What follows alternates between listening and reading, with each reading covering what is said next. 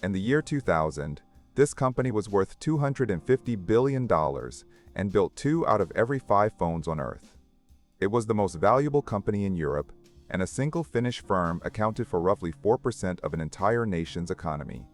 Its cheapest phone, the Nokia 1100, would go on to sell over 250 million units, making it the best-selling mobile phone in human history. 14 years later, the entire phone business was sold for scrap, and the buyer wrote off nearly every dollar within a year. So how does the company that put a phone in half the world's pockets simply vanish from the table? Welcome to the Autopsy. I am your host, and today we open up a giant that once owned the sky. The story does not begin with phones. It begins in 1865 with a mining engineer named Fredrik Idestam and a paper mill. He built a wood pulp mill on the banks of a river in southwestern Finland, grinding timber into paper. A second mill rose near a small town called Nokia, and the company quietly took that town's name. Over the decades, it merged with a rubber company that made boots and tires. It absorbed a cable works that strung telephone and electrical lines across the country. In 1967, these businesses combined into a single conglomerate that made everything from rubber boots to televisions. It was, on paper, one of the least likely places on Earth to build the future of communication. But management made a bet that the future was wireless and pushed the company hard toward telecom. In 1992, they released the Nokia 1011, one of the first mass-market GSM digital phones. They wrapped the entire company in 2 words, connecting people, and those words would define a decade. The GSM revolution was arriving, and Nokia was positioned perfectly to ride it. They took a fragment of a classical guitar piece and turned it into the Nokia tune, the most heard ringtone on the planet. They buried a game called Snake inside the phones, and a generation learned to kill time on a green screen. Phones stopped being mere tools and started becoming fashion with swappable colored covers. Finnish factories ran hot, shipping handsets to every continent. They built the Communicator, a clamshell that folded open into a tiny computer with a full keyboard. Through the 1990s, no rival could match their scale, their price, or their reliability. The strategy was simple: build phones that ordinary people loved and sell them by the hundreds of millions.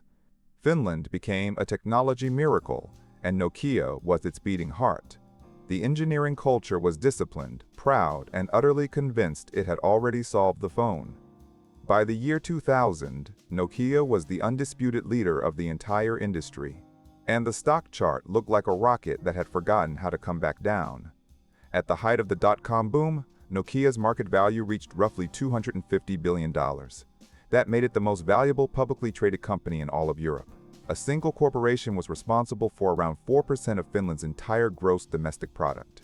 At one point, Nokia made up about 70% of the value of the Helsinki Stock Exchange. An entire country's fortunes were strapped to the back of one phone maker. The shares traded above $30 on the New York Exchange as investors piled in. The dot-com euphoria treated Nokia as a permanent fixture of the modern world. From the outside, the company looked genuinely unstoppable. Revenue kept climbing as the factories pushed out more units every single year. By 2007, Nokia was pulling in more than 51 billion euros in annual revenue. It was shipping more than 400 million phones a year at its peak, and that overwhelming success was quietly becoming the very thing that would kill it. If you owned a phone in the early 2000s, there is a good chance it was a Nokia 303010. The 303010 became a legend for surviving drops that should have shattered it. It sold around 126 million units and became a cultural symbol of durability. But the true champion was the humble Nokia 1100, launched in 2003. It went on to sell more than 250 million units. That made it the best-selling mobile phone and one of the best-selling electronic devices of all time. It was built for the developing world, cheap, rugged, with a flashlight and a battery that lasted for days. Simple, durable, affordable, it was Nokia's entire philosophy compressed into one handset. By 2007, Nokia controlled roughly 40% of the global mobile phone market. At its peak, nearly 1 in every 2 phones sold on Earth carried the Nokia name. They were the undisputed kings of the feature phone. But while they counted their units, the ground beneath the whole industry was already shifting. And the tremor was coming from a company in California that had never made a phone. In January 2007, a man in a black turtleneck walked onto a stage in San Francisco. Steve Jobs unveiled the first iPhone, a slab of glass with almost no buttons. It was a full touchscreen device that treated the entire front of the phone as the interface. Inside Nokia, the reaction was less panic and more polite dismissal. Executives reportedly viewed it as an expensive niche toy that ordinary customers would never buy. The cruel irony is that Nokia's own labs had experimented with touchscreens and internet phones years earlier. But the company had bet its entire software future on an aging operating system called Symbian. Symbian was built for tiny screens and buttons, and it felt clumsy against Apple's smooth interface.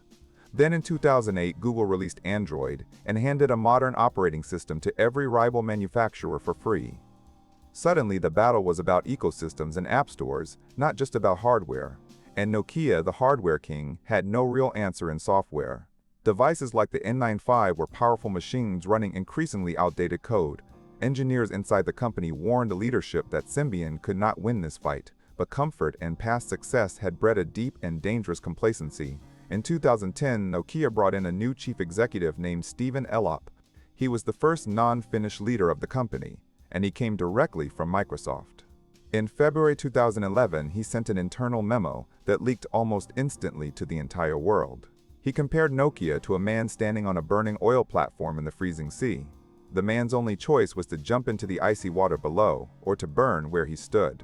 The message was blunt, Nokia was on fire, and the old strategy was already dead. His answer was a sweeping partnership with his former employer, Microsoft. Nokia would abandon Symbian and build its future on Windows Phone. It even shelved its own promising next-generation system, MeeGo, before it could ship at scale.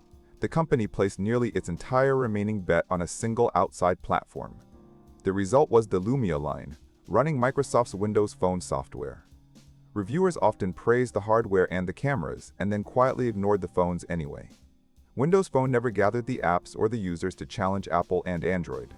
With no winning software, Nokia's market share went into freefall.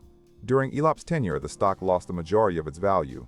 In September 2013, the announcement came that few would have believed a decade earlier. Microsoft would buy Nokia's devices and services business outright. The deal closed in April 2014 for roughly $7.2 billion. Stephen Elop packed up and returned to Microsoft, the company he had originally come from. Reports at the time valued his exit package at around $25 million. Notably, Microsoft's incoming chief executive, Satya Nadella, had been skeptical of the acquisition. By July 2015, Microsoft admitted the truth and wrote off about $7.6 billion. It also announced roughly 7,800 job cuts tied to the failed phone unit. In accounting terms, Microsoft had declared the entire Nokia phone business essentially worthless. The proud name that once ruled the industry was eventually licensed out to other manufacturers. So let us be precise about what actually killed this giant. It was not simply the iPhone, it was the flat refusal to believe the iPhone mattered.